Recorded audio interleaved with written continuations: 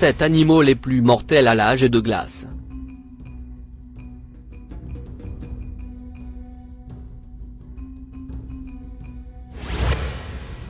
Numéro 7. Le mégalocéro. Le mégalocéro ou mégacéro, appelé autrefois le grand cerf des tourbières, a été un des plus grands cervidés de tous les temps. Il ressemblait à un daim de grande taille et ses bois mesuraient jusqu'à 3,50 mètres d'une extrémité à l'autre.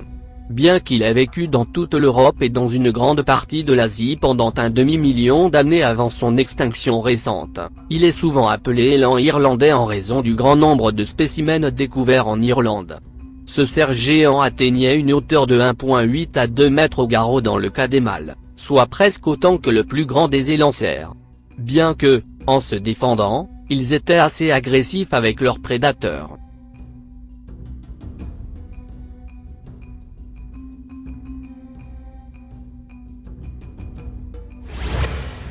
Numéro 6.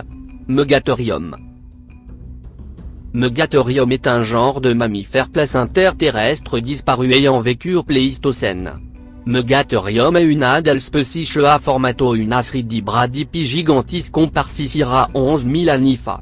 Des empreintes de pas fossilisées ont été attribuées à Megatherium, suggérant que l'animal, quoique principalement quadrupède, pouvait aussi se déplacer en se dressant sur ses pattes arrière. N'intervenant probablement ni dans la locomotion bipède ni dans la locomotion quadrupède, la queue de ces animaux leur servait peut-être d'appui quand ils se dressaient en position verticale, pour mieux attraper les feuilles hautes. Oniprodator si pensereb du volt prima di attacar questo grande mammifero.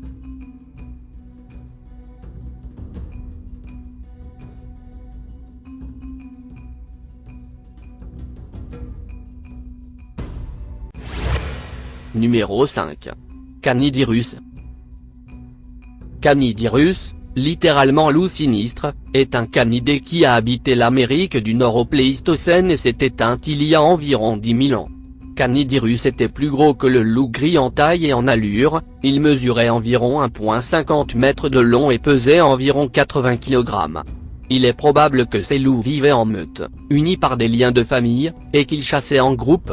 La principale différence entre les deux espèces se trouve dans la structure du squelette, plus massif et plus lourd chez Canidirus.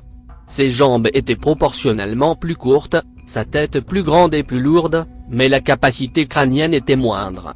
Ses dents, plus grandes et plus fortes que celles du loup gris, étaient capables de broyer des os.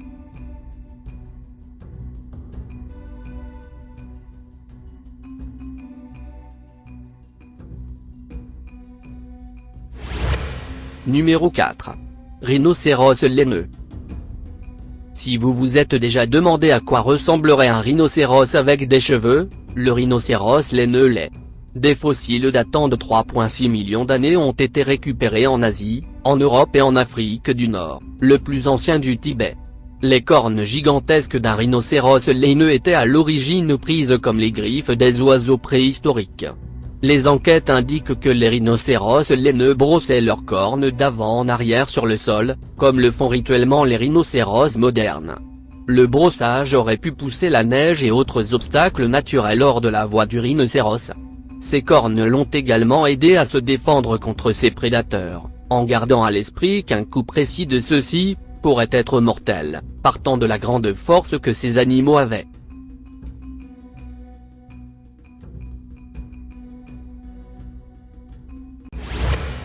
Numéro 3.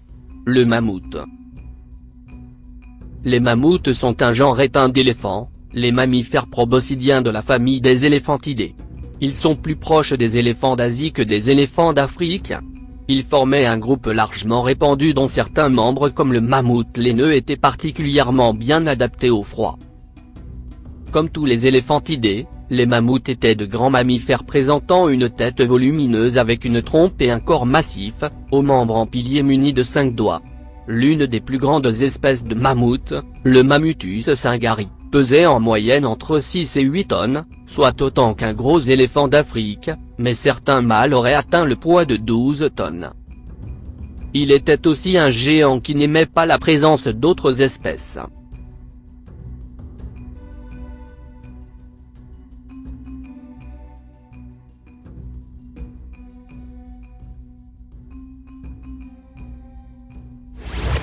Numéro 2. Dents de sabre, Smilodon. Smilodon est un genre de félidés qui vivait en Amérique entre 2500 millions d'années et 10 milliers d'années avant notre ère. Ils sont appelés smilodons ou tigres à dents de sabre, cette deuxième appellation étant étendue à d'autres machérodontinés. Semblable au lion, il était caractérisé par ses longues canines supérieures émergeant devant la mâchoire inférieure. Smilodon avait une taille comparable à celle d'un lion, sa queue était toujours courte et ses griffes, comme la plupart des grands félins, étaient longues et rétractiles. Le Smilodon doit son nom à ses gigantesques canines de 18 à 20 cm de long lui servant sans doute à poignarder ses victimes. Il pesait 55 à 250 kg, mesurait environ 2,5 à 4 mètres et sa mâchoire avait une ouverture plus grande que celle des félins modernes.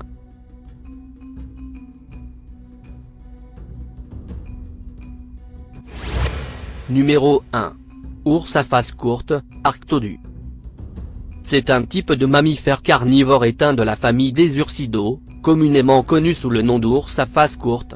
Ont été les plus grands carnivores terrestres au cours de l'âge de glace. Plus grande que l'ours polaire, en fait, sauf les paresseux terrestres géants avec lesquels celui-ci ours a partagé l'espace en Amérique, a pu être le plus grand mammifère terrestre que l'humanité a trouvé sur leur chemin. Le erguirse sur les pattes arrière, pouvait dépasser les 3 mètres de hauteur.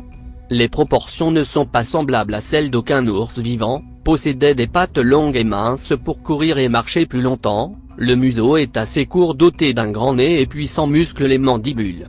À la différence de leurs homologues modernes, n'étaient pas omnivores.